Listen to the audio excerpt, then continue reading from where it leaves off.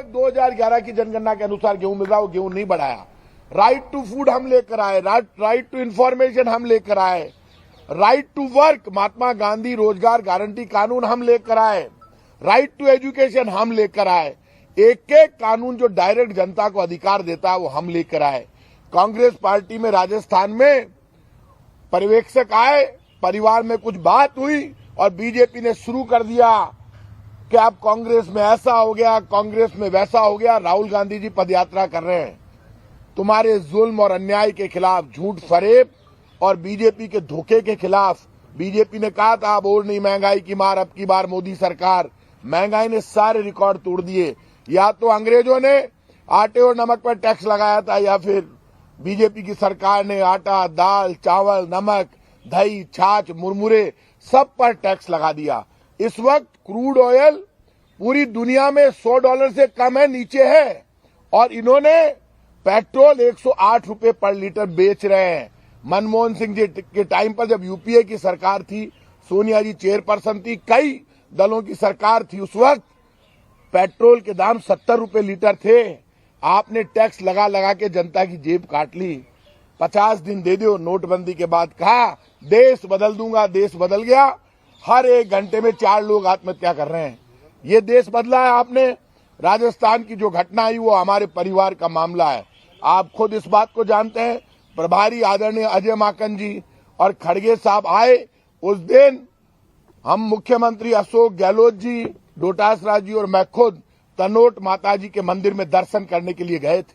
तनोट माताजी का मंदिर वो है जहां पर पाकिस्तान ने 71 की लड़ाई में, जो मुझे याद है, हो सकता है आगे पीछे वो डेट ये थी या वो थी, लेकिन पाकिस्तान से जब हिंदुस्तान लड़ रहा था 450 बम तनोट माताजी के मंदिर पर गिराए, लेकिन वो बम फटे ही नहीं।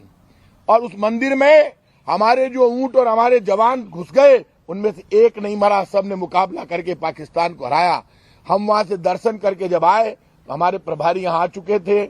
मैं जाकर उनसे मिला, डोटासरा जी जाकर उनसे मिले। उस दौरान हमारे काफी विधायक धारीवाल जी के यहाँ इकट्ठे हो गए।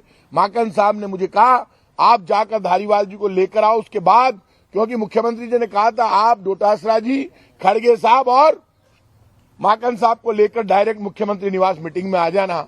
उन्होंने कहा धारीवाल जी के यहाँ एमएलए इकट्ठे हो रहे हैं, आप उनको लेकर धारीवाल जी के यहाँ उनसे बात करके हम वहां चलेंगे।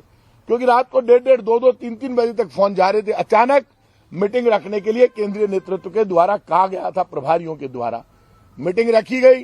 लोगों में रिएक्शन था। धारीवाल जी से जाके एमएलए ने गुस्सा व्यक्त किया कि हमने 34 दिन होटलों में बिताए सरकार को बचाने के लिए।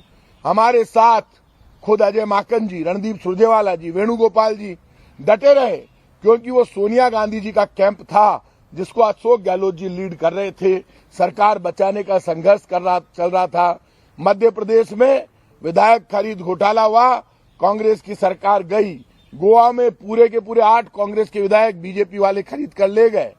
और महाराष्ट्र में तो कमाल कर दिया, पूरे ठाकरे फैमिली का इतना रुतबा वहां भी खरीद कर ले गए। एक एक स्टेट में जहां इन्होंने अटेम्प्ट किया वहां सरकार इन्होंने गिरा दी। हम बीजेपी की आंख की किरकिरी बन गए। बीजेपी यदि कहीं पर सरकार गिराने में असफल रही तो वो राजस्थान था। राजस्थान के विधायक इंटैक्ट रहे। 102 विधायक जिनको ये कहा गया मुख्यमंत्री अशोक गहलोत जी के द्वारा, मैं आपका अभिभावक हूं, आपके लिए मैं जी जान लड़ा दूंगा, आपके हर सम्मान की अधिकार की लड़ाई मैं लड़ूंगा। अलग पार्टी के नेतृत्व से बात करनी होगी तो उनसे भी मैं बात करूंगा। अपने अभिभावक को ढूंढने के लिए, धारीवाल जी से लड़ने के लिए वहां चले गए। बाढ़ में विधायक वहां इकट्ठे हुए। जब उनको, अब ये था या नहीं था ये क्लियर नहीं है, पार्टी नेतृत्व हमारा है।